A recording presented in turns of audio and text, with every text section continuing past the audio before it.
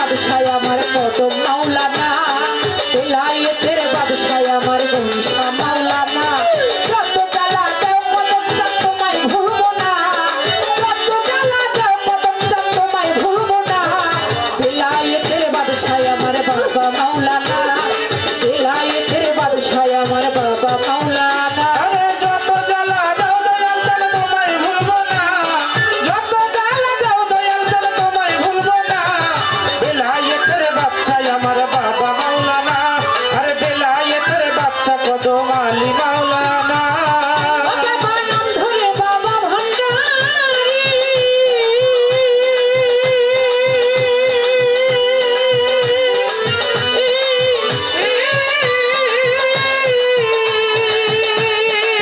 কদম জান্নাত করেছো জগতরি ও বাবা নাম ধরে বাবা ভান্ডারী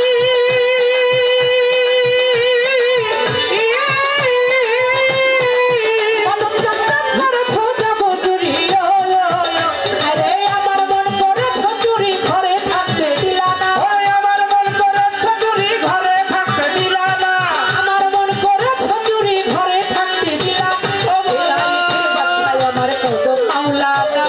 বেলায়েতের বাদশাহ আমার কদম মাওলানা আল্লাহু আল্লাহু আল্লাহু আল্লাহু আল্লাহু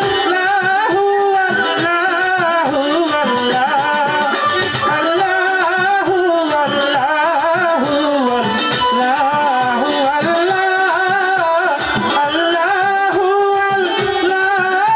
আল্লাহু আল্লাহু আরে বেলায়েতের বাদশাহ আমার বাবা মাওলানা আরে বেলায়েতের বাদশাহ আমার বাবা মাওলানা বাবা গহলাই দিয়া নামের মালা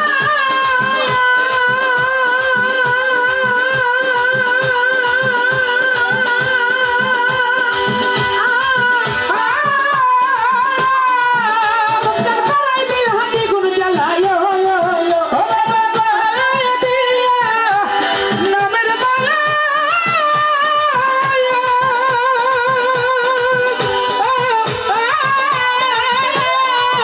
বাবা পালাই দিল হাতে গুণ জ্বালায় এখন ঘরে জ্বালা বাইরে জ্বালা আর জ্বালা মোর শাহে না ওরে ঘরে জ্বালা বাইরে জ্বালা আর জ্বালা মোর সহে না ঘরে জ্বালা বাইরে জ্বালা আর জ্বালা মোর শাহে বেলায়েতের বাদশাহ আমার বাবা মাওলানা বেলায়েতের বাদশাহ আমার কদম মাওলানা আল্লাহুম্মা সাল্লি আলা মুহাম্মাদ ওয়া আলা সাইয়্যিদিনা মুহাম্মাদ আল্লাহুম্মা সাল্লি আলা মুহাম্মাদ ওয়া আলা সাইয়্যিদিনা মুহাম্মাদ আরে বেলায়েতের বাদশাহ আমার বাবা মাওলানা আরে বেলায়েতের বাদশাহ আমার বাবা মাওলানা বাবা সাধুর ভজন নাই রে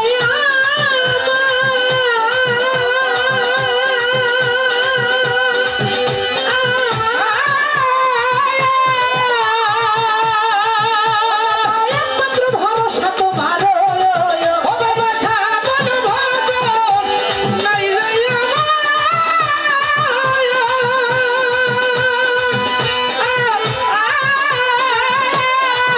বাবা একমাত্র ভরসা তোমার বাবার স্বপ্নের পার করে নাও ফেলে বাবা যেও ও দেওয়ার সম্মানের পার করে নাও ফেলে বাবা যেও না স্বপ্নের পার করে নাও ফেলে বাবা যেও না বেলায়েতের বাদশাহ আমার বাবা মাওলানা বেলায়েতের বাদশাহ আমার কদম মাওলানা আরে হাসবি রবি সাল্লাল্লাহ মাফি গলফি গায়রুল্লাহ হাসবি রবি সাল্লাল্লাহ মাফি গলফি গায়রুল্লাহ নূর মুহাম্মদ সাল্লাল্লাহ লা ইলাহা ইল্লাল্লাহ নূর মুহাম্মদ সাল্লাল্লাহ লা ইলাহা ইল্লাল্লাহ লা ইলাহা ইল্লাল্লাহ লা ইলাহা ইল্লাল্লাহ লা ইলাহা ইল্লাল্লাহ লা ইলাহা ইল্লাল্লাহ লা ইলাহা ইল্লাল্লাহ লা ইলাহা ইল্লাল্লাহ ওরে বেলায়েতের বাদশাহ আমার বাবা মাওলানা আরে বেলায়েতের বাদশাহ আমার বাবা মাওলানা বাবা গলায় দিয়া নামের মালা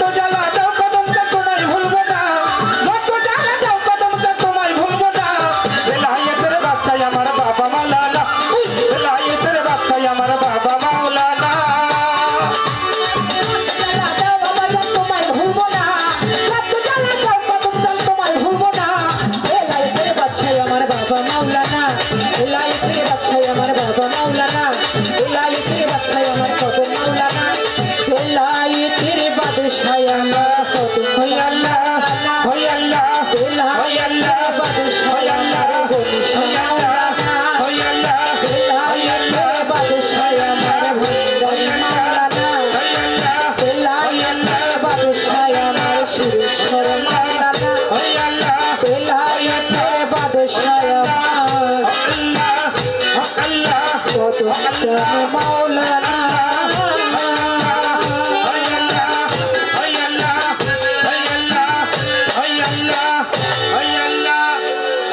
থাকেন চোট ইনশাল্লাহ বলতে পারবো, খুব অভাব থাকবে না।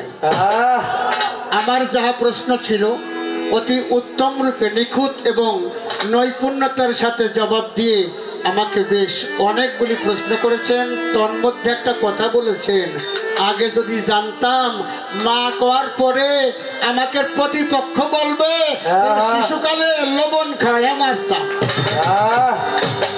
ও মা, আমার যদি লবণ খাওয়া মারতিস তো জীবনেও মা কইতো না রে। কি কইতো? কাকলি, কার বউ অমকের বউ, কার মেয়ে অমকের মেয়ে, কার বোন অমকের বোন, মা কেউ কইতো না।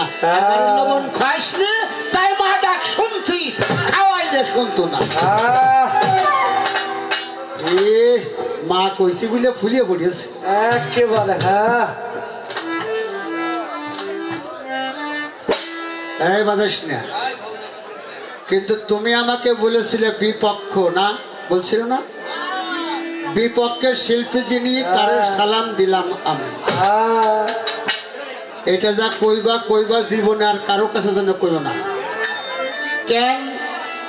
বিপক্ষ একজন শিল্পী যদি বিপক্ষ হয় তাহলে আরেকজন শিল্পী হয় এ পক্ষ। তাহলে কাকলি এ পক্ষ আর আমি হলাম বিপক্ষ, সেই বলেছি। বাবারে 30টি অক্ষর আছে, ইংরেজি অক্ষর 30টা, তার মধ্যে 5টা আছে vowel, A E I O U, এই 5টা হলো ভাওয়েল, আর বাদ বাকি 25টা হলো কনসোনান্ট শব্দ। অর্থাৎ এই 25টা অক্ষর ওই 5 অক্ষরের সাহায্য ছাড়া চলতে পারে না, তাই এরা কনসোনেন্ট। তাহলে তুমি যখন আমাকে বলেছো বিপক্ষ, আর কুতকুতে দেখাই দিয়েছে,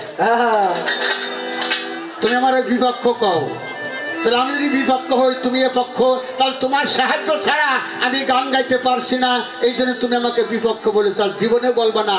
ওরা একজন শিল্পী আর একজন শিল্পীর ভাই আর বোন, তাকে বিপক্ষ বলা যায় না, তাকে বলতে হয় প্রতিপক্ষ। কি বাবা? যেহেতু তুমি আজকে পালা নিয়েছো, আমিও পালা নিয়েছি, তাই তুমি প্রতিপক্ষ।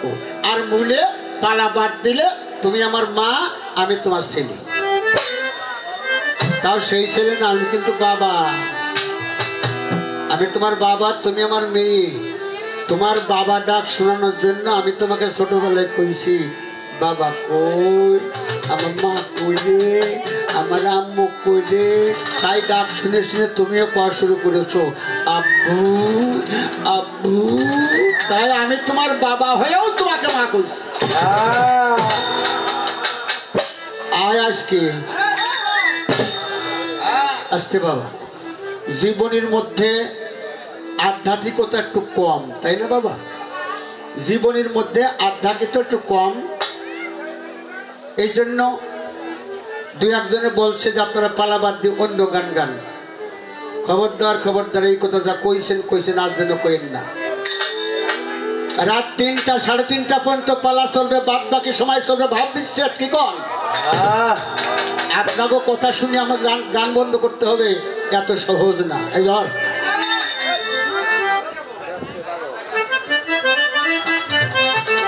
আসতে, একটা টুকা দিবি না, তাও দিলি একটা দে আর একটা দি। তোর খাইস তুমি একটু গান গামানে পরে।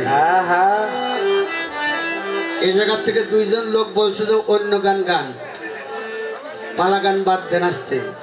আমি সেই 2 জনের জন্য কইতেছি, আর কারোর জন্য কিন্তু না। আমেরিকান থেকে স্বামী স্ত্রী বাংলাদেশে কেবল যশোরে এসে এয়ারপোর্টে নামছে।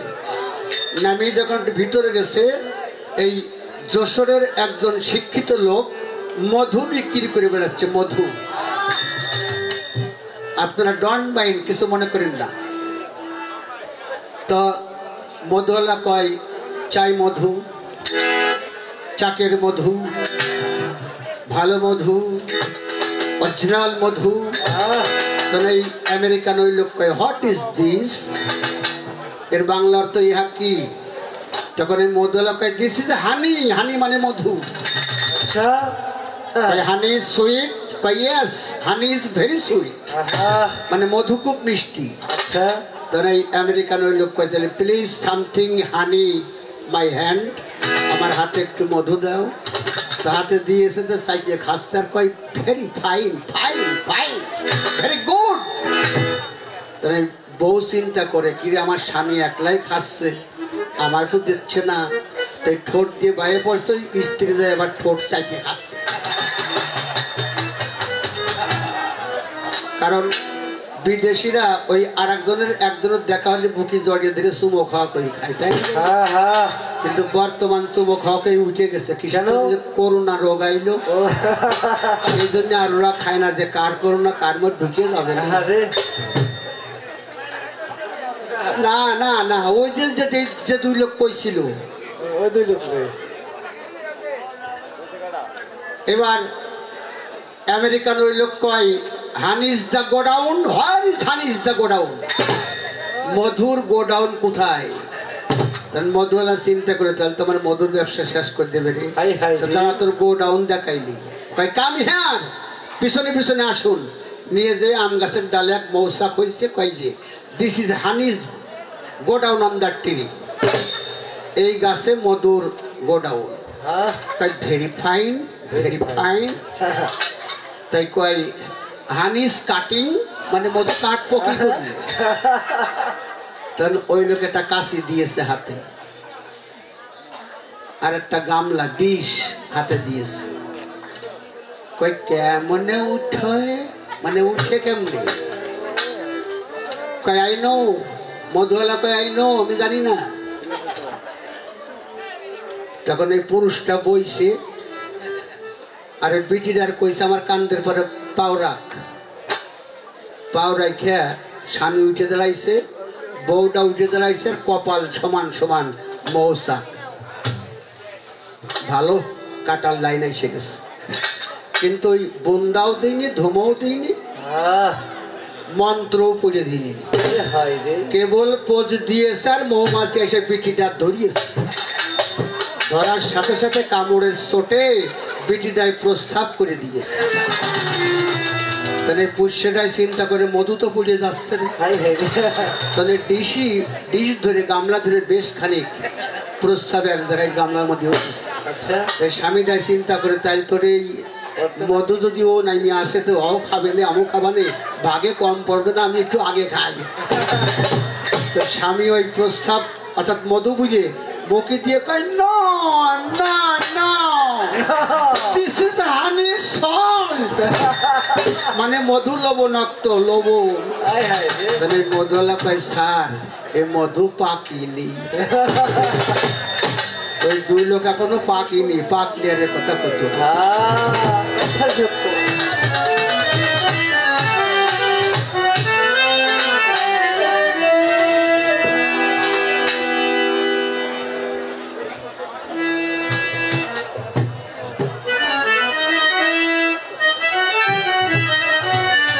প্রশ্ন করা হয়েছে, কি প্রশ্ন? উস্তাদকে সাথে করে নিয়ে বড় পীর সাহেব এক ব্রিজের পারে গেল, যায় উস্তাদকে ধাক্কা দিয়ে ফেলে নদীর মধ্যে ফেলে দিল। ভক্ত হয়ে শিষ্য হয়ে উস্তাদকে নদীর মধ্যে ধাক্কা দিয়ে ফেলে দিল কেন? কারণটা কি? মাথা ঘুরিয়ে যাচ্ছে বাবা, যেন তেন কথা না। আর একটা জিজ্ঞাসা, বড় পীর সাহেব এক ভক্তকে চিঠি লিখে দিল, চিঠি খুলে পড়ার সাথে সাথেই আগুন ধরে পুড়ে ছাই হয়ে গেল। আর একটা প্রশ্ন, মায়ের গর্ভ থেকে শুধু 18 পারার মুখস্থ করলো কেন? কোরআন তো 30 পারা, তা 18 পারা করলো আর করলো না, কারণটা কি? ধরতো বাবা, আগে প্রশ্নের জবাব যাক, গান গাবানে পরে আগে জবাব হয়ে যাক, নাকি কন?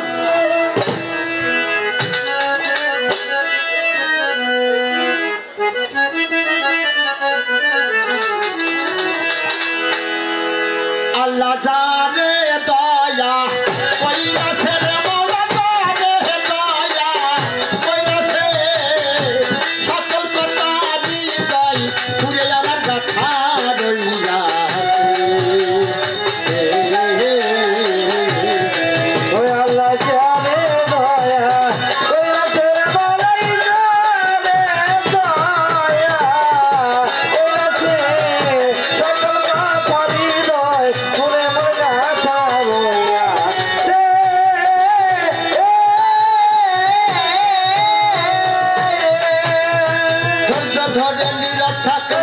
আসে কান যেইভাবে আমার কাছে প্রশ্ন করে যান ধীরে ধীরে বলবো কথা আসরের ভিতরে সকল কথা লেখাই আছে খাতার ভিতরে কথা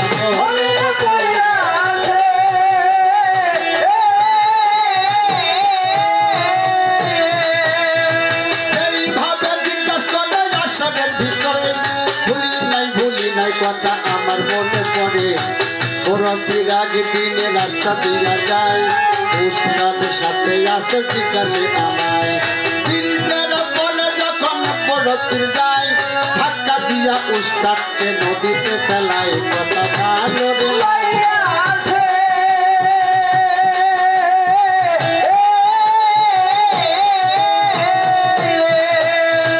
এইবারে জিজ্ঞাসা করে ধর্মদাতা সরে শিষ্য হইয়া গুরুকে কেন ধাক্কা মারে কি অপরাধ ছিল বাবা জিজ্ঞাসিল করে এই যে বড় কঠিন কথা ঘুরতে আসরে এইবারে তার কথার জবাব দিতে চাই উস্তাদ সে বাবা প্রকৃত নয় একদিন শয়তানে কি বাবা করিল বড় পীরের কাছে বাবা শয়তানি করতে গেল বড় পীরের কাছে তো শয়তানি করতে যায় বড় পীর ভাবে বাবা 500 টাকা দেয় ভাই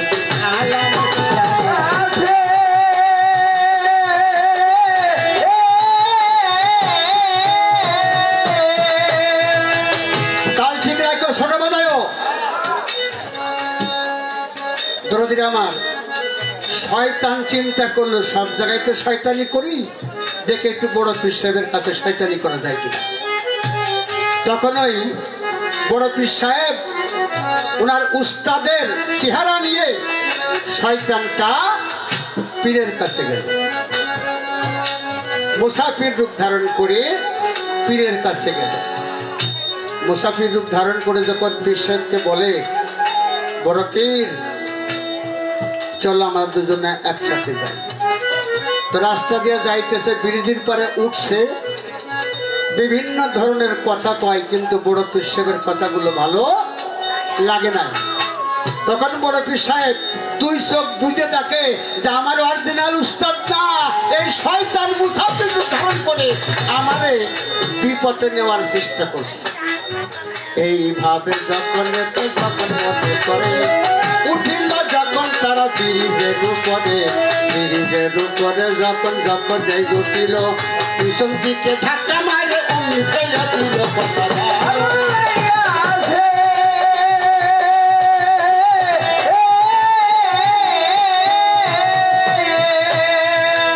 শয়তানকে ধাক্কা মারে নদীর মধ্যে ফেলাই দিয়েছে শয়তান পড়ে কয় ওরে আল্লাহ আমি জীবন আর বড় পীরের কাছে যাইতাম না ওই যে গেলতে গেল এরপর আবার আসছিল কিসের জন্য শয়তান এসে কয় হুজুর নামাজের টাইম হয়েছে আপনি নামাজ পড়ুন এই যে উজুর পানি নেন আপনি উজু করুন শয়তানকে যারা বাধ্য করে তারা তাদের শয়তান ভক্ত হয়ে যায় তখন তাদের ধর্মের সহায়তা করে কেন শয়তান দেখে যে ওরা ভালো হয়ে গেছে আমি সত কথা বললেও ওরা আর খারাপ করতে যাবে না তখন শয়তান তাদের কাছে না যেয়ে তারা ধর্মের সহায়তা করতে থাকে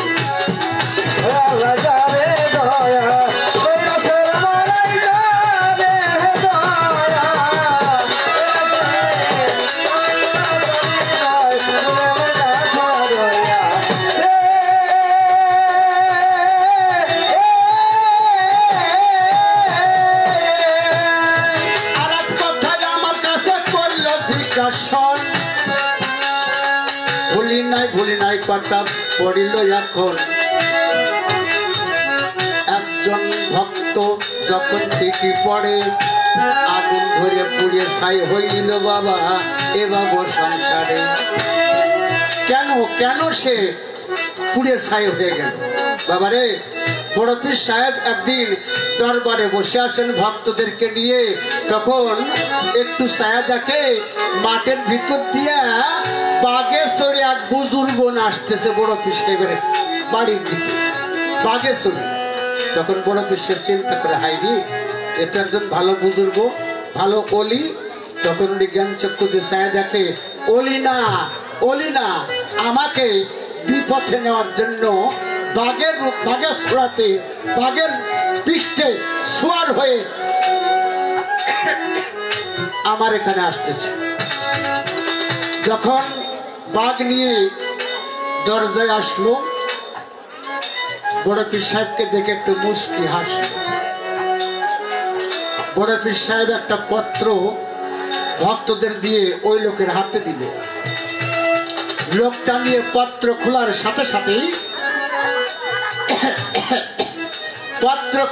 সাথে সাথেই পুড়ে ছাই হয়ে গেল। কেন? আমার বড় পীর সাহেবের চেহারা ছিল জালালি চেহারা, জালালি। যদি কোনো বেয়াদব সামনে আসতো তার দিকে একবার তাকাইলেই শেষ। বাজাস না কাকলি, তাকাবো নাকি একবার? না থাক থাক, তাকাই না, দরকার নেই। আস্তে রে বাবা, 18 পারা কোরআন মুখস্থ করলো কেন? রমজান মাসে আমার বড় পীর সাহেব মায়ের গর্ভের থেকে রোজা রাখছে। কি বাবা, মা জননীও রোজা রাখছে, আমার বড় পীর সাহেব রোজা রাখছে। মা জননী সূরা ফাতিহা থেকে আলিফ লাম মিম থেকে সূরা ফাতিহার মাধ্যমে ওই রমজান মাসে 18 পারা কোরআন পড়েছিলেন। 18 পারার বেশি আর পড়ে নাই। তাই বড় পীর সাহেব মায়ের গর্ভে থেকেই ওই 18 পারাই মুখস্থ করছে। যদি 30 পারা পড়তো আমার গাউসুল মাহবুব সুবহানী বড় পীর আব্দুল কাদের জিলানী ওই 30 পারাই মুখস্থ করতো। জোরে জোরে বলেন সুবহানাল্লাহ, সুবহানাল্লাহ। ও বাবা, এটা সাধারণের কাম না, কারণ রুহানি জগৎ থেকেই উনি বড় পীর হয়ে আসছে। আমার খাজা বাবাও যেমন মাদার জাত অলি, আমার বড় পীর সাহেবও মাদার জাত অলি। বাদেশ না, এবার একটা গান গাই, সরি গান গাবো পরে। ছোট্ট একটা জীবনী কই আপনাদেরকে শোনাই। কি কোন কি জীবনী? আমার বড় পীর সাহেবের একটু ঘটনা আপনাদেরকে জানাই। এটা জীবনীতে পাওয়া গেছে। বাজাও।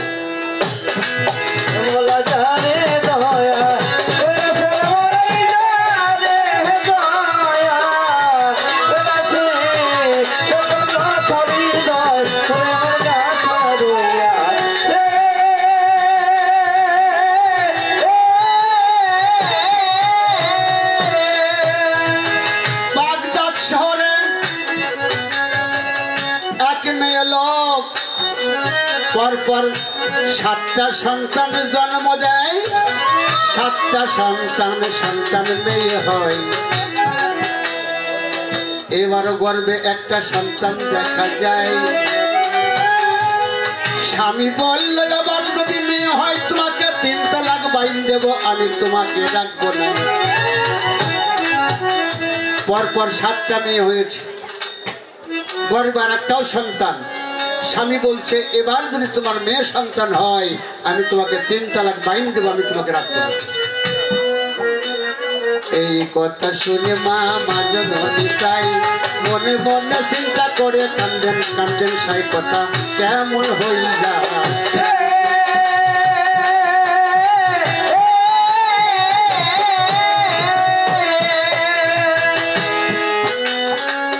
মনে মনে চিন্তা করে আমি কোথায় যাই। হঠাৎ করে নাম শুনিল আবু সালে মুসা জঙ্গি বড় পীরের আব্বা হুজুর হয়। এই সুসু করে কেন বাবা? ঠিক রাখো বাপ, ঠিক রাখো, মাইকটা ভালো, সেটিংও ভালো। মনে মনে চিন্তা করে কই যাই। হঠাৎ করে মনে পড়লো আবু সালে মুসা জঙ্গি উনি একজন পীর বুজুর্গ আল্লাহর ওলি, আমি ওনার কাছে যাই, বড় পীর সাহেবের আব্বা হুজুর। এই কথা মনে মনে ভাবি হাসে সাই। হঠাৎ করে হাঁটতে হাঁটতে পীরের দরবারে যাই। 2টা আম ফল হাতে করে নেই, আবু সালে মুসা জঙ্গি দরবারে যাই। আবু সালে মুসা জঙ্গি খাইয়া ফেলিল, তারপর নজরনি বলিতে লাগিল কথা কইলা রে কইলা।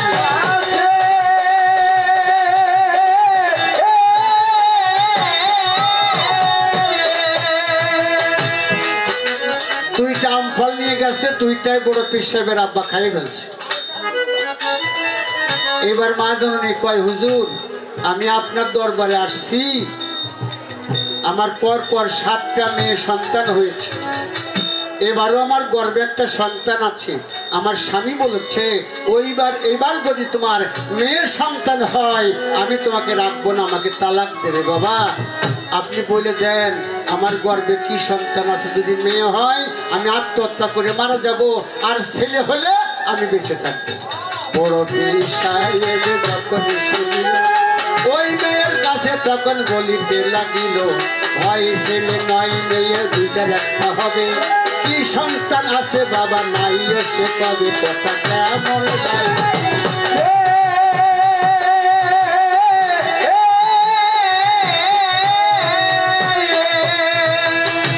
আমার কথা কি বুঝতে পারছেন আপনারা? বেশ বেশ, হয় ছেলে হবে আর না মেয়ে হবে। মাতারি যা কি সন্তান হবে আমি বলতে পারবো না। মা জননী কানতে কানতে রাস্তা দিয়ে যায়। ওই রাস্তার পরে ছোট্ট একটা মাসুম বাচ্চা ধুলাবালি খেলা করে। মায়ের কান্না শুনে বাচ্চাকে মা কান্দেন কে? কয় কানবো তোমার কাছে কইলে কি লাভ আছে আমার? বাবা রে আমার পরপর 7টা মেয়ে গর্ভের সন্তান আছে, স্বামী বলছে এবার মেয়ে হলে ছেড়ে দেবে, তালাক দেবে, আমাকে রাখবে না, তাই পীরের দরবারে গেছিলাম, কি সন্তান আছে? উনি কয় হয় ছেলে হবে না মেয়ে হবে, যাও। বলে পীরের দরবারে যেতে হলে কিছু হাতে করে যেতে হয়। কি নিয়ে গেছিলেন? কয় 2টা আম ফল, পাকা আম। কয় পীর সাহেব কি করছে? কয় সেই 2টা আম খায়া ফেলছে। বাচ্চাই কয়, সেই ছেলেটা কয় মা গো দরবারে চলে যাও, যাই বলো আমার 2টা আম ফল দেন, আর না কি সন্তান আছে কইয়া দেন। এই কথা শুনে জননী দরবারে যায়। দরবারে যায় যখন পীরের কাছে কয় ভয় ছেলে নয় মেয়ে আমি শুনবো নাই, কি সন্তান আছে গর্বে শুনতে চাই, তা না হলে আম 2টি ফেরত আমার দেন, তা না হলে কি সন্তান আমায় করিয়ে দেন। হুজুর সেই 2টা আম আমার ফিরিয়ে দেন। এই 2টা আমের পরিবর্তে 200 নিয়ে যা, তবু কি সন্তান আছে আমি বলতে পারবো না, ছেলে নাই যা। আবার কানতে কানতে যাই। বড় পীর সাহেব কয় মা কি কইছে? কয় 2টা আমের পরিবর্তে 200 আম দিতে চাই। কয় না না না আপনি যাই কন, আমি যে 2টা দিছিলাম আপনি যা খাইছেন ওই 2টা দেন, আর না কি সন্তান আছে কন।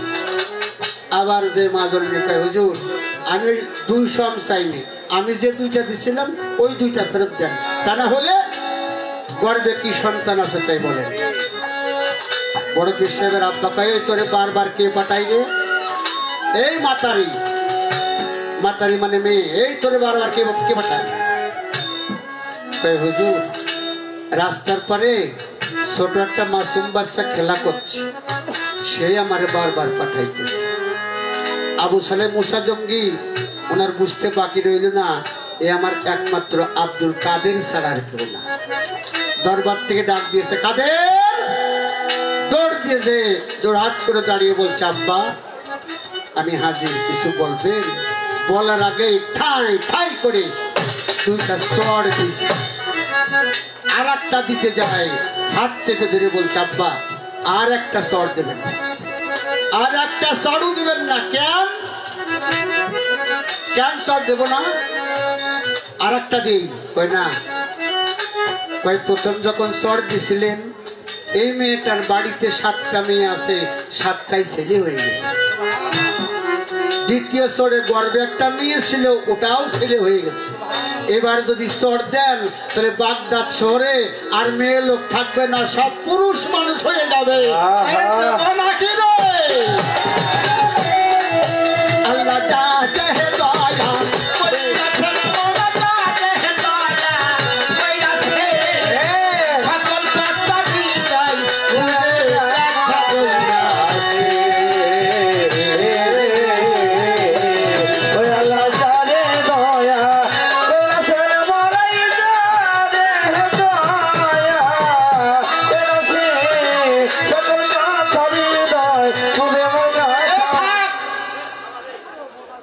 প্রশ্নের জবাব হয়ে গেল। এবার রেডি হোক, মা কব না, প্রশ্নের জবাব দিতে পারলি মা কব, না হলি না শাশিও কব না, না হলে আলাদা কিছু আছে, তবে কুরামাইন ইনজেকশন একটু দিয়ে দিই। আসতে একদিন খাজা বাবা বড় পীর সাহেবের সাথে দেখা করতে ওনার বাড়িতে গেলেন। যাই দেখে বড় পীর সাহেব বাড়িতে নাই। উনি ওনার বাড়িতেই থাকলেন একে একে 6 মাস। 6 মাস থাকার পরে উনি শুনতে পারলেন বড় পীর সাহেব এমন একটা পাহাড়ে আছে, যেই পাহাড়ে উনি বসে আছেন। তখন আমার খাজা বাবা সেই পাহাড়ে যেয়ে খাজা বাবার সাথে দেখা করলেন। সেই পাহাড়ের একটা নাম আছে। আমার জিজ্ঞাসা, সেই পাহাড়ের নামটা কি? 2 নাম্বার প্রশ্ন। আসতে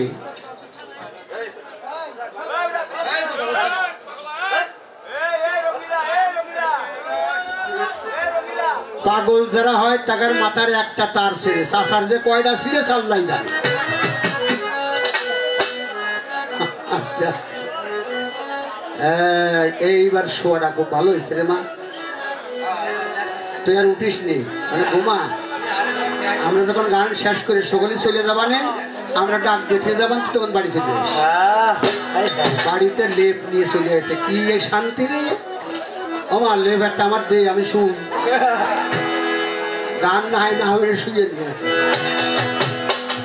যাক, যার যেমন মনের ভাব সেটাই সে ভাবুক। আচ্ছা, আমার আর একটি প্রশ্ন। আমার খাজা বাবাকে একদিন দয়াল নবী ডাক দিলেন, হে মঈনুদ্দিন, তুমি আমার মাজারের পাশে এসো। কোন মঈনুদ্দিন, কোন মঈনুদ্দিন? তখন চিন্তা করলো খাজা মঈনুদ্দিন চিশতি রহমতুল্লাহ আলাইহি। উনি আওগায় যে সালাম দিলেন, সালামের জবাব আসলেন। আমার খাজা বাবাকে কয়, দয়াল নবীজি, হে মঈনুদ্দিন, আমি আজমির শরীফের হিন্দুস্থানে ইসলাম ধর্ম প্রচার করতে পারি নাই। ইসলামের দায়িত্ব আমি তোমার উপরে দিতে চাই। খাজা বাবা বললেন, আমি তো হিন্দুস্থান চিনি না। তখন বললেন, 2টা হাতের বৃদ্ধা আঙ্গুল এক জায়গায় করিয়ে তার মধ্যে তাকাও। খাজা বাবা 2 আঙ্গুল বৃদ্ধা আঙ্গুল এক জায়গায় করে নখের মধ্যে যখন তাকাইলো, কাষ্ঠ খুলে গেল। মদিনা থেকে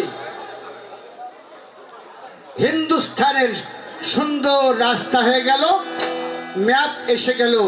তখন বলল, ইয়া রাসূলুল্লাহ, আমি এখন যেতে পারবো। তো উনি সেই রাস্তা দিয়েই আসছিলেন হিন্দুস্থানে। এখন বর্তমান যার নাম আজমির শরীফ। কি বাবা?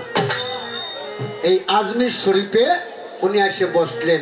এখন আমার জিজ্ঞাসা, খাজা বাবা আসার আগে ওইটার নাম কিন্তু আজমির শরীফ ছিল না, আর একটা নাম ছিল। আমার জানা দরকার এই নামটা কি নাম। আস্তে, আল্লাহর ওলিরা কখনো মরে না। আল আউলিয়া লাকাফুন আল আউলিয়া লা আমুতু।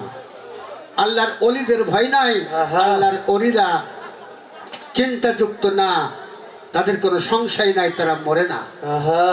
আমার খাজা বাবার দরবারে একজন ভক্ত যে বলল, ইয়া খাজা মঈনুদ্দিন চিশতি, সেজদায় পড়ে বলল, ইয়া খাজা মঈনুদ্দিন চিশতি রহমতুল্লাহ আলাইহি, আমি আশা করেছিলাম আমি আপনার হাতে হাত দিয়ে বায়াত গ্রহণ করব, ইসলাম ধর্ম নেব, কিন্তু আমি আপনার কাছে আসার আগেই আপনি দুনিয়া ছেড়ে চলে গেছেন। এখন আমি এই সেজদায় পতিত হলাম, আপনি আমাকে স্বহস্তে বায়াত না করা পর্যন্ত আমি মাথা উঠাবো না, সেজদা উঠাবো না। 1 দিন 2 দিন 3 দিনের দিন ইয়া খাজা গরিব নওয়াজ খাজা মঈনুদ্দিন চিশতি রহমতুল্লাহ আলাইহি মাজার থেকে তার রুহানি হাত 11 ও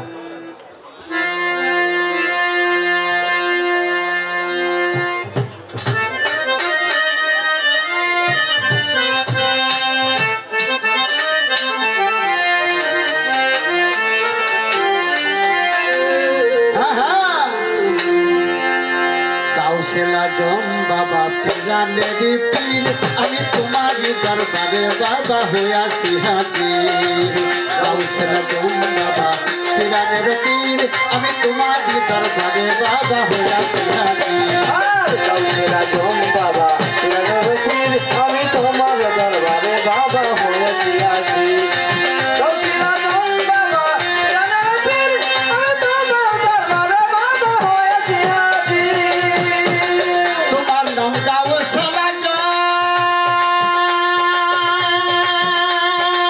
তোমার কান্দেতে নবীর কদম গাউসের আজম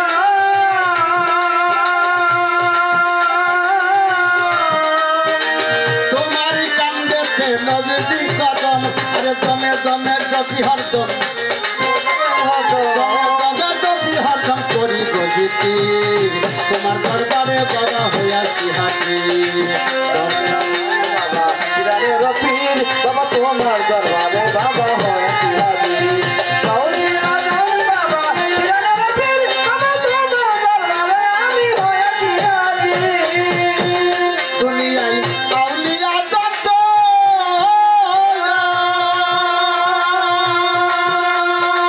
কেউ তো নাই বাবা তোমারই মতো দুনিয়ায় আউলিয়া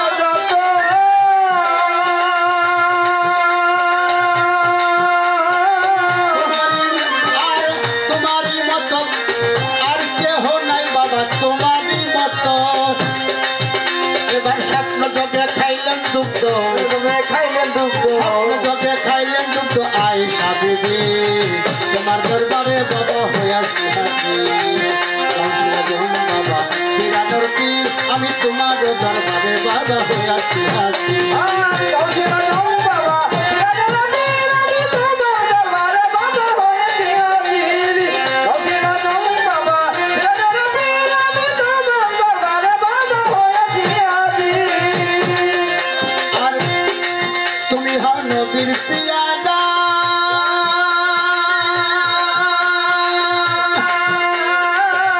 মাথাতে মারি নয়নের তারা তুমি নবীর পিয়াদা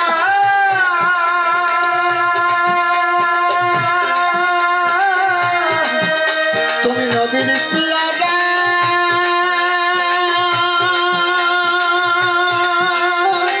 মাথাতে মারে নয়নের তারা আর তোমার হাতে পড়লে ধরা তোমার হাতে পড়ল ধরা তোমার হাতে পড়লে ধরা মনিতে নাকি দরবারে হইয়া বাবা হইছে হাজির গাউসের আজম বাবা পীরানের পীর ওরে গাউসের আজম বাবা পীরানের পীর আমি তোমার দরবারে বাবা হয়েছি হাজির আমি তোমার দরবারে বাবা হয়েছি হাজির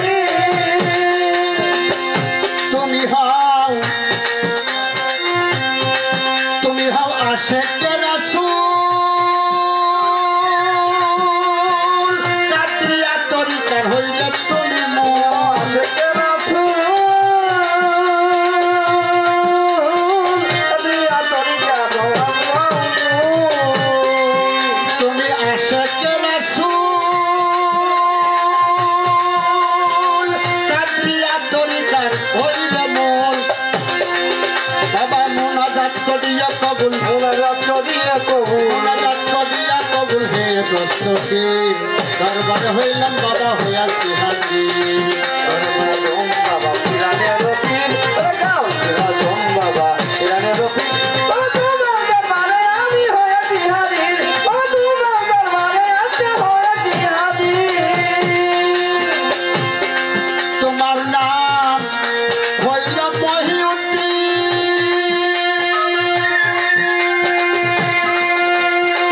ইশকে ইলাহি হইল আলামিন ওরা হইল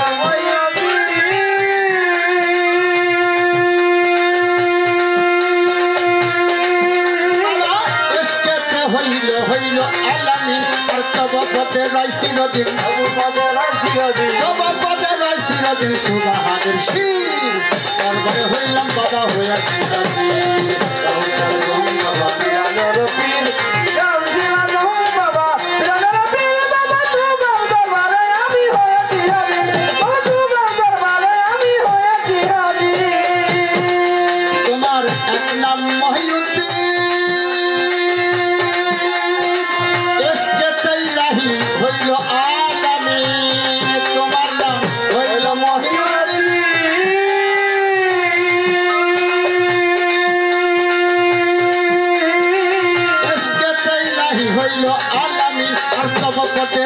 চিরদিন তোমার বাজারায় চিরদিন তোমার বাজারায় চিরদিন সুবহানের শির তোমার দরবারে আমরা হইলাম হাজির রাজম বাবা পিরানের পীর রে গাউসে রাজম বাবা পিরানের পীর বাবা তোমার দরবারে আমি হয়েছি হাজির গাউসে রাজম বাবা পিরানের পীর গাউসে রাজম বাবা পিরানের পীর বাবা তোমার দরবারে আমি হয়েছি হাজির বাবা তোমার দরবারে আমি হয়েছি হাজির তুমি হও আশিকে রাসূল কাদরিয়া তরিকার হইলে তুমি মন আশিকে রাসূল কাদরিয়া তরিকার বাবা তুমি হও আশিকে রাসূল কাদরিয়া তরিকার হইলে তুমি মূল মোনাজাত করিয়া কবুল মোনাজাত করিয়া কবুল মোনাজাত করিয়া কবুল হে দস্তগীর তোমারই দরবারে আমরা হইলাম হাজির গাউসে আজম বাবা পিরানের পীর তোমারই গান তবে আমরা হইয়াছি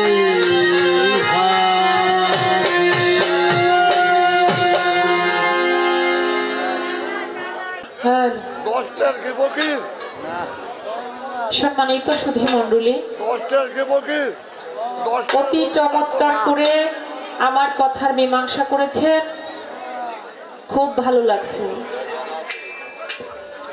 পঞ্চরসে হচ্ছে বাউল গান। বাবা, বাউল গানটার মধ্যে পঞ্চরস আছে। যদি রস না থাকতো তাহলে সারা রাত্র মানুষ আরামের ঘুম হারাম করে বসে বসে গান শুনতো। কি বাবা, এখন সোশ্যাল মিডিয়ার যুগ, গানের কোনো অভাব নাই, মনে যখন যেটা ধরে ইচ্ছে করলেই গান শোনা যায়। তারপরও কেন মানুষ বাউল গান শুনে? বাউল গানের মধ্যে প্রেম আছে, বাউল গানের মধ্যে ভালোবাসা আছে, বাউল গানের মধ্যে থেকে কিছু পাওয়া যায়। কি বাবা, এই জন্য মানুষ শুনে। তাই আমার বাবাজি সেইভাবে ভাব দিয়ে এত সুন্দরভাবে গুছিয়ে কথা বলে একেবারে অল্প কথার মধ্যে মীমাংসা দিয়ে আমাকে কিছু প্রশ্ন করলেন। আমি একেবারে যতটুকু না বললেই নয়। আমার এক ভাই বলেছেন, আপা রাত্র 3টার মতো বাজছে, এখন একেবারে কথাবার্তা বলে কম বলে গানটা একটু বেশি করেন, কারণ আজকে আমাদের শেষ রজনী। যারা দয়ালকে ভালোবাসে তারা সব সময় দয়ালের নাম শুনতে চায়, অন্য কিছু না। এটাই বাস্তব কথা। অনেকে অনেক ধরনের কথা বলে যে আজকে ওই জায়গায় কদম আলী মাস্তানের অনুষ্ঠান হইতেছে, 7 দিন যাবত ঘুমাইতে পারি না, বলে না, আছে না এমন মানুষ। কিন্তু আপনারা যারা এত কষ্ট করে শীতের মধ্যে, নামার মধ্যে, মাটির মধ্যে, তারপরও কিন্তু আপনাদের কাছে কষ্ট লাগে না। কেন লাগে না? ওই যে দয়ালকে ভালোবাসে, শত জ্বালা দিলেও ওই জ্বালাই একজন ভক্তের কাছে ভালো, সে ভালো মনে করে। তাই কিছু কথা আমার কাছে আছে, প্রশ্ন। আমি আর তার কাছে, বাবার কাছে কোনো প্রশ্ন নাই। আমার একটা প্রশ্ন ছিল যে আমার খাজা বাবা যখন বড় পীরের বাড়িতে গিয়েছিল, 6 মাস যাবত ওই বড় পীরের বাড়িতে ছিল, কিন্তু আমার বড় পীরের সাথে তার সাথে দেখা হয় নাই। দেখা হয়েছিল যখন খাজা বাবা শুনেছে যে বড় পীর একটা পাহাড়ের মধ্যে আছে। খাজা বাবা সন্ধান করতে করতে ওই পাহাড়ে চলে গেল। ওই জায়গায় বসে আমার খাজা বাবার সাথে বড় পীরের সাথে সাক্ষাৎ হইল। বাবার কথা হচ্ছে সেই পাহাড়টার নাম ছিল কি? আমার খাজা বাবা এবং বড় পীরের সাথে তাদের 2 বার দেখা হয়েছিল তাদের জীবন দশায়। তাদের বয়সে খাজা বাবা এবং বড় পীর তাদের 2 বার দেখা হয়েছিল। একবার তার বাড়িতে, আর একবার তার ওই পাহাড়ে বসে। সেই পাহাড়টার নাম হচ্ছে জবল নাম স্থানে জ্যোতি পাহাড়। জ্যোতি পাহাড় নাম ছিল ওই জায়গায় যখন বড় পীরের সাথে দেখা হয়, ওই জায়গায় বাবা 3 দিন গানও হয়েছিল। ওই জুদি পাহাড় নামক স্থানে বড় পীর ছিল, খাজা বাবা তার কাছে গেল, তার সাথে সাক্ষাৎ হইল। ওই জায়গায় 3 দিন গানও হয়েছিল, অনুষ্ঠানও হয়েছিল, তাদের সাথে দেখা হয়েছিল, যার মাধ্যমে তার একটা অনুষ্ঠানও করছিল। 3 দিন ওই জায়গায় গান বাজনা হয়েছিল। আরো কথা ছিল, আমি একেবারে ছোট ছোট করে জবাব করলাম। আর একটা কথা হচ্ছে যে আমার খাজা বাবা যখন হিন্দুস্তানে গেছে, মানে আজমির শরীফ গেছে, আজমির শরীফ যাওয়ার পর তার, আমার খাজা বাবা যাওয়ার পর আজমির শরীফ নাম হয়েছে, তার আগে নামটা ছিল কি? কথা ছিল না এটা? খাজা বাবা আজমির শরীফ যাওয়ার পরে আজমির শরীফ নাম হয়েছে, তার আগে নাম ছিল জৈনবনরপতি, পরে আজমির শরীফ হয়েছে। আজ শব্দের অর্থ পবিত্র স্থান, শরীফ শব্দের অর্থ স্থান, পবিত্র স্থান। আমার খাজা বাবা, আপনারা জানেন যে অনেক হিন্দু মুসলমান করেছেন, 92 লক্ষ, কি জানো, অনেক হিন্দু মুসলমান করেছেন আমার খাজা বাবা। অগণিত প্রমাণ আছে তার জীবনীতে, অনেক হিন্দু সে মুসলমান বানাইছে। কি বাবা, তার জীবনের মধ্যে অনেক প্রমাণ আছে। আমি এরপর আর ছোট কইরা জবাব করতে পারলাম, কারণ আপনারা যেভাবে খুশি। আমার এক ভাই বলেছেন যে কালকে নাকি 2টার মধ্যেই পালা গান শেষ হয়ে গেছে, তো আজকে তো 3টা পর্যন্ত আপনারা শুনছেন, এই জন্য খুব ভালো লাগতেছে। 7 দিন পরেও যে আপনারা 3টা পর্যন্ত আছে।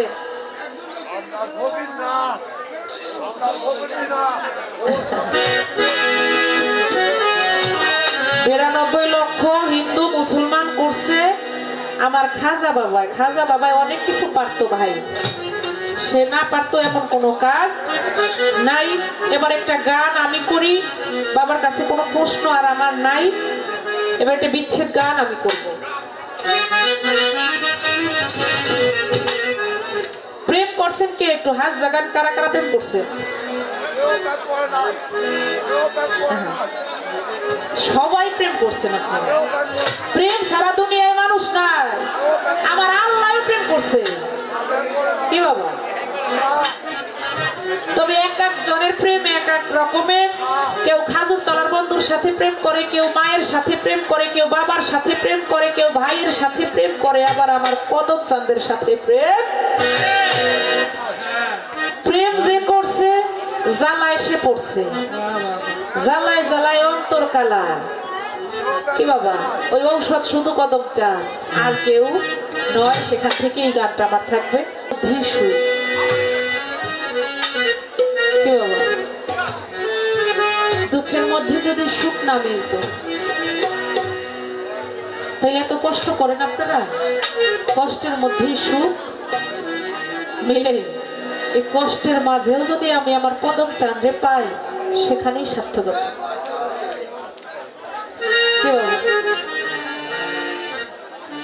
কিছু কথা, কিছু গান এখনো আছে বাবা। পৃথিবী যতদিন থাকবে ততদিনই এই গানগুলি অমর হয়ে থাকবে। আমরা দুনিয়ার মোহমায়ায় পড়ে সব কিছু ভুলে যাই। কোথায় ছিলাম, কোথায় থেকে আসলাম, কি বাবা ভুলে যাই না? ভুলে গেলেও দেখবেন আপনি শত অন্যায় করছেন, শত পাপ করছেন, শত খারাপ কাজ করছেন। একজন মুর্শিদের কাছে যদি আপনি আপনাকে বিক্রি করে দেন, ওই সময় আর আপনার মধ্যে কোনো ভুল থাকবে? কি হলো, থাকবে? পাপের ভার একমাত্র যার মুর্শিদ, শত কলঙ্কের ভার। মুর্শিদ ছাড়া এই দুনিয়ার মধ্যে কেউ নিতে চায় না। একটা গান আছে না, আমি ঝড় বাদলে ঘরে বাড়ি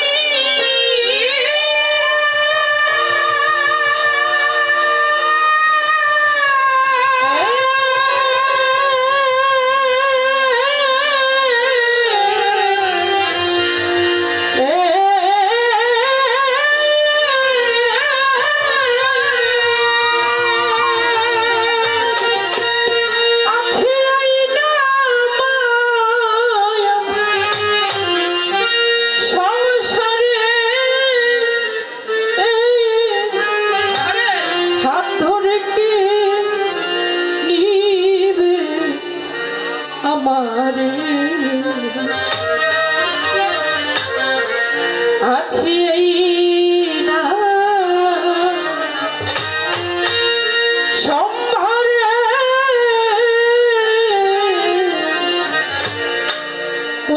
মাঝি পার করো আমার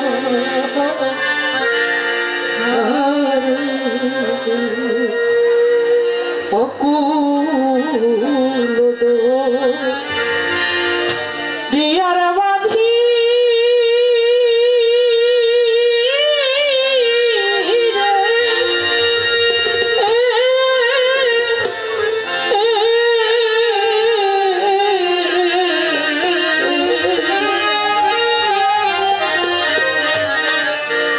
মাঝি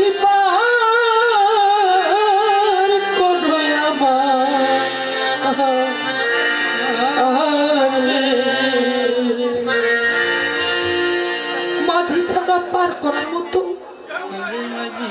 কেউ না আছে বাবা।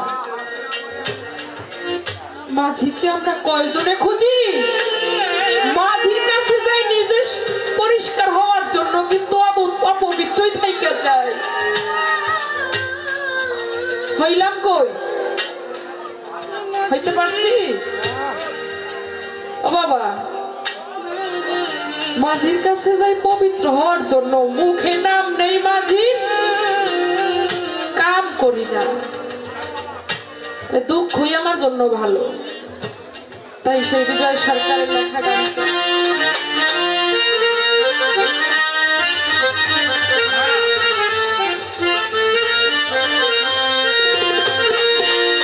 ওরে আমি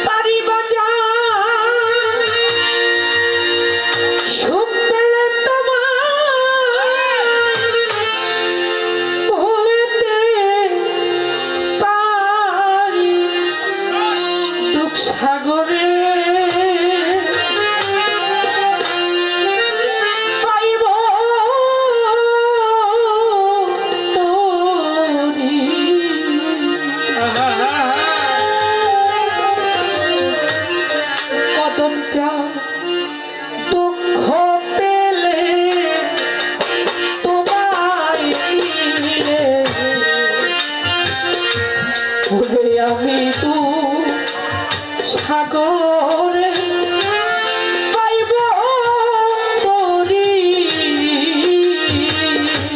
ওরে আমি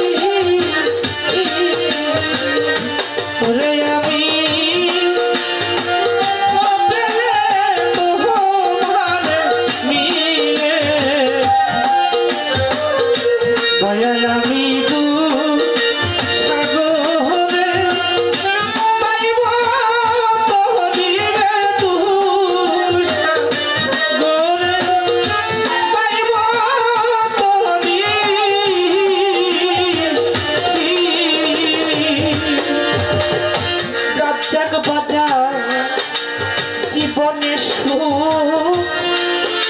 করে লাভে কত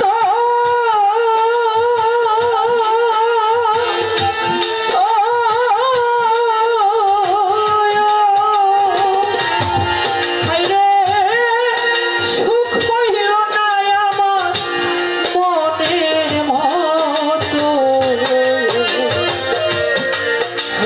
হইলাম না অনুগত রে হইলাম না অনুগত রে হইলাম না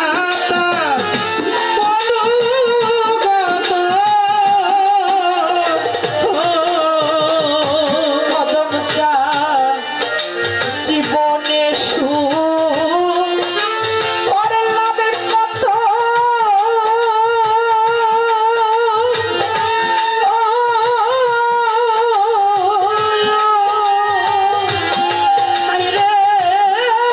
সুখ পাইল না আমার মনের মতো ওরে বাজান হইলাম না অনুগত রে হইলাম না অনুগত রে হইলাম না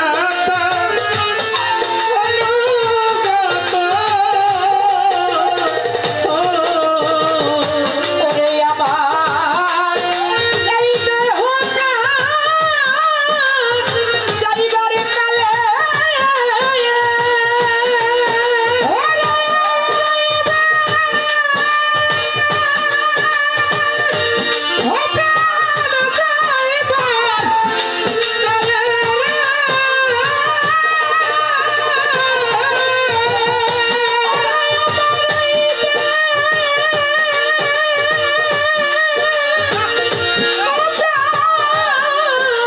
যাইবার কালে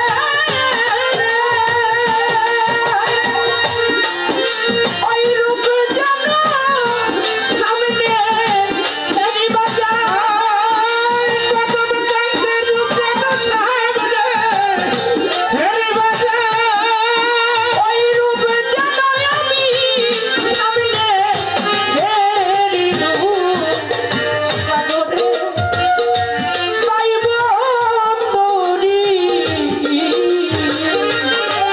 যদি দুঃখ পেলে তোমায় মিলে রে আমি সাগরে পাইব তোরি রে সাগরে পাইব তোরি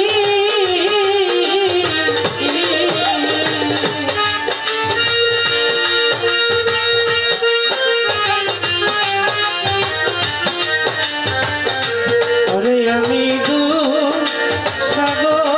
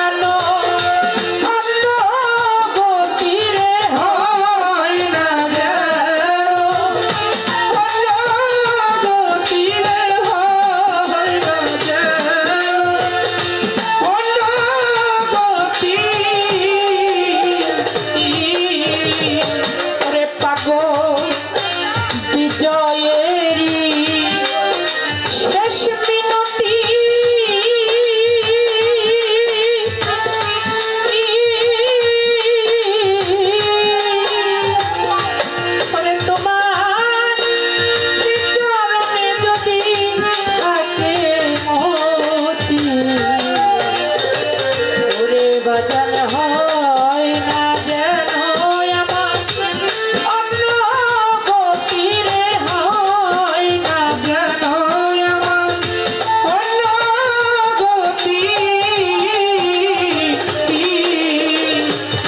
দয়া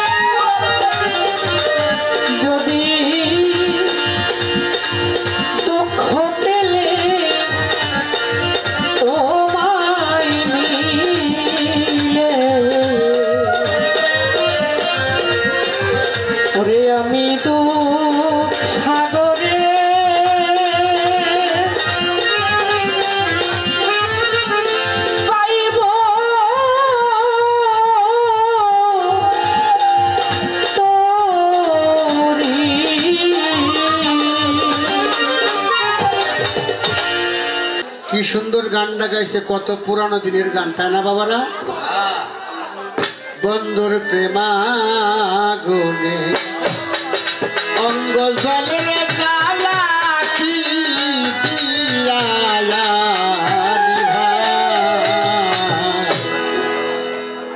এইবার কই আমার মামনি, আমার মামনি এই বয়সে যদি কয় যে বন্ধুর প্রেম জ্বালাই অঙ্গ জলে জ্বালা দিয়ে জুড়াই, তাহলে আমি ছেলে হয়ে কি করতে পারি রে? তাহলে আমি একটু আস্তে, আমি একটু পুরানো গান একখান গাই। হ্যাঁ,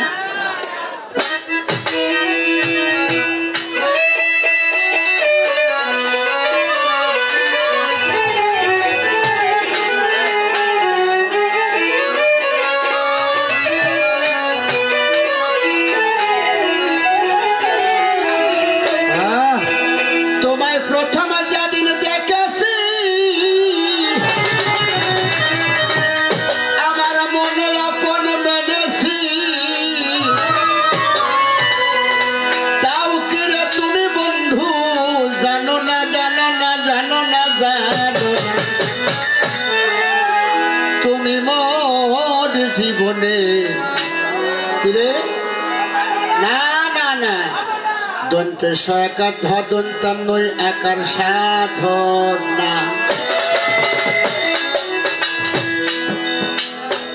এই আসতে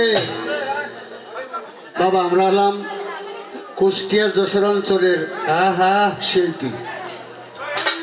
আমরা আবার এই সমস্ত গান গাইতে গেলে একটু অঙ্গভঙ্গি না ঢুলাইলে আমাদের কাছে মজা লাগে না। আমি যদি একটু ঢুলাই ফেলি তাতে কি বিয়াদবি মনে করবেন আপনারা? কারণ এত সুন্দর সুরের গান, তাতে যদি আমার অঙ্গভঙ্গির একটু তাল না থাকে তাহলে গানটার সাথে মিল হবে না। মানে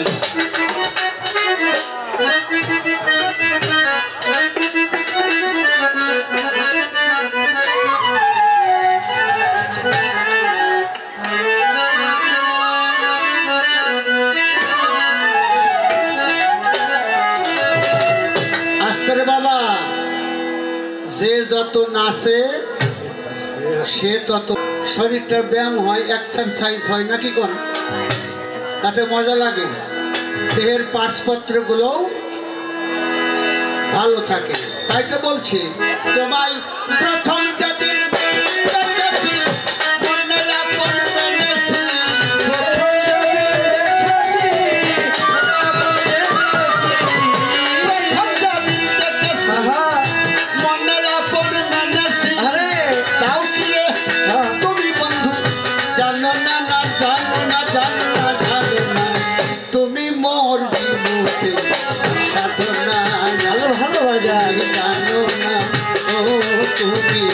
জানো না গো প্রিয়, তুমি মোর জীবনে সাধনা। তোমায় প্রথম যেদিন দেখেছি, প্রথম যেদিন দেখেছি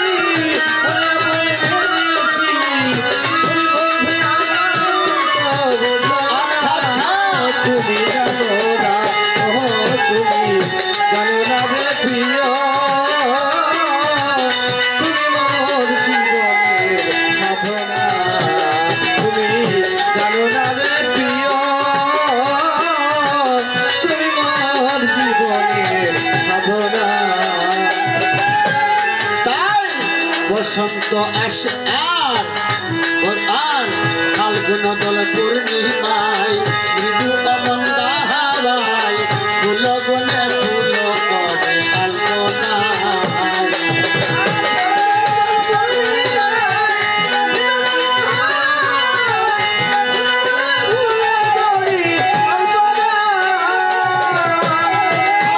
ফাল্গুন দল পূর্ণিমায় মৃদু অমন্দা হাওয়ায় ফুল বলে ফুল করে কল্পনা।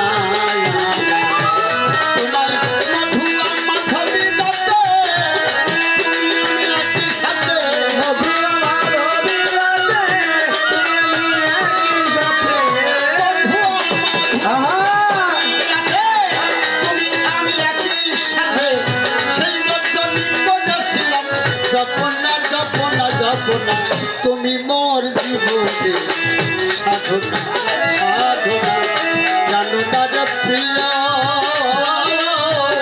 তুমি মোর জীবনে সাধনা।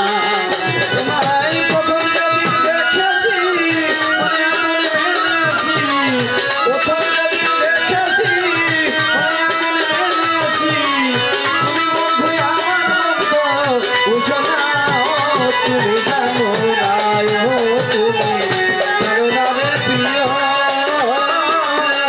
তুমি মোর জীবনের সাধনা, তুমি জানো না রে প্রিয়, তুমি মোর জীবনের সাধনা।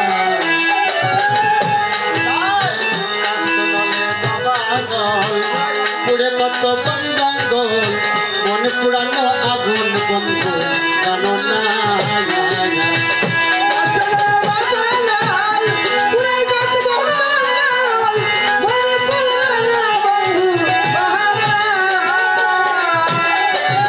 বন্ধুরে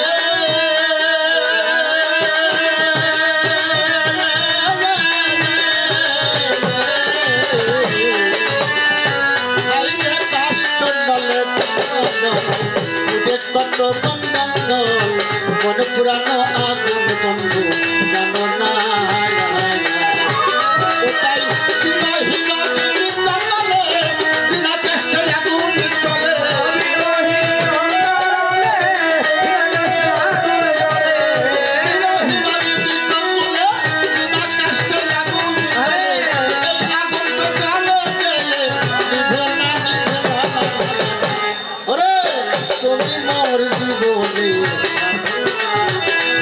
তোমায় প্রথম যেদিন দেখেছি মনে আপন মেনেছি প্রথম যেদিন দেখেছি মনে আপন মেনেছি তুমি বন্ধু আমার মতো বুঝো না তুমি জানো তুমি জানো না প্রিয়া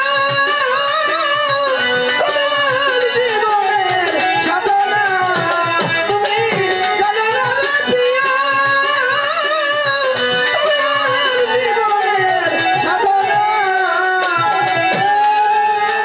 ছোট ছোট বাজাও একটু বেয়াদবি করে ফেললাম না তো দরদিরা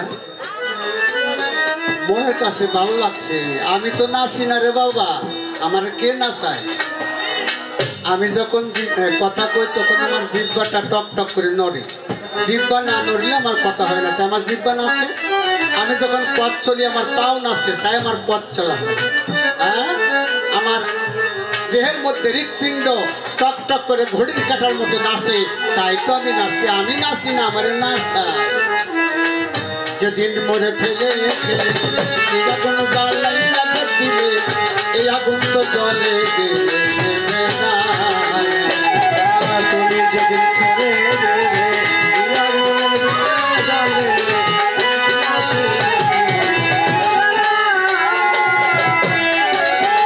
যেদিন মরে ফেলে এই আগুন জ্বালাইয়া দিলে এই আগুন তো জলে গেলে দিবে না ও সেই বিরহীনা বিনি কমলে বিনা কষ্টে আগুন জ্বলে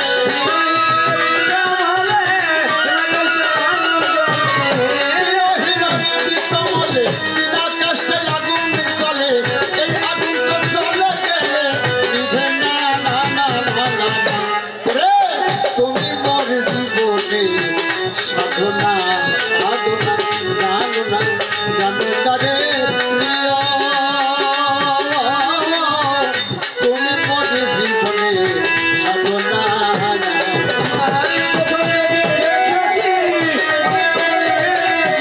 জানো না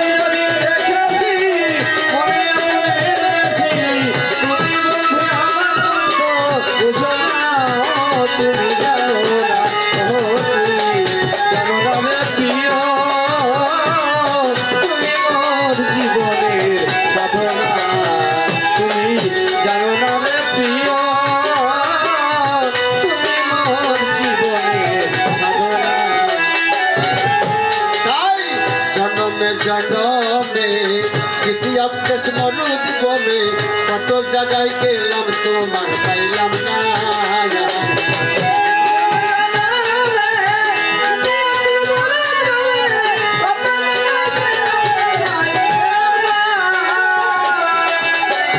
বন্ধুরে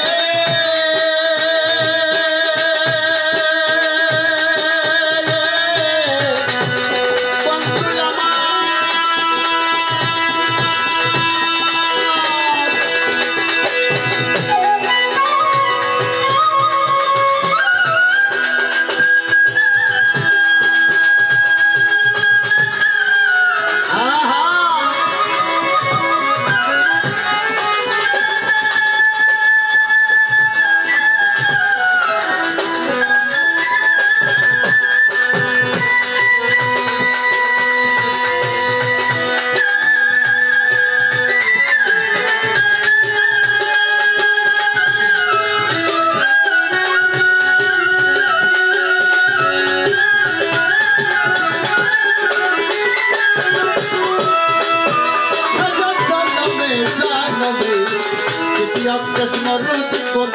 কত জায়গায় গেলাম তোমায় পাইলাম না পাগল বিজয় বলে চিত্তস্বর আর একদিন বলে মোর বিজয় বলে চিন্তা আর দেখি